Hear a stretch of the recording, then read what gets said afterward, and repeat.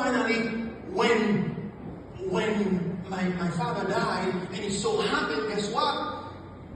I was taking him to the hospital, and I came back from school, and only to realize that he was not well. And my brother and I, we chartered a taxi, and we put him right in the middle, and my brother was here, and I was there, and all of a sudden I felt that he just leaned to the right, which is to my left. And he leaned on me. And guess what? I realized that he was not well. And a family friend who knew how brutal the man had been to me and how he destroyed me.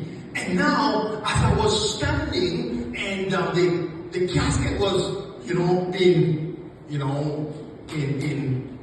in Haiti, we don't bury by putting the casket down, so it's a vault and you push the casket in, right? So as the casket was being pushed in, and a good friend of the family who knew what I went through, and he came in place, he placed his hands around my shoulders, and he said, "Son, you must be happy he's dead, eh?"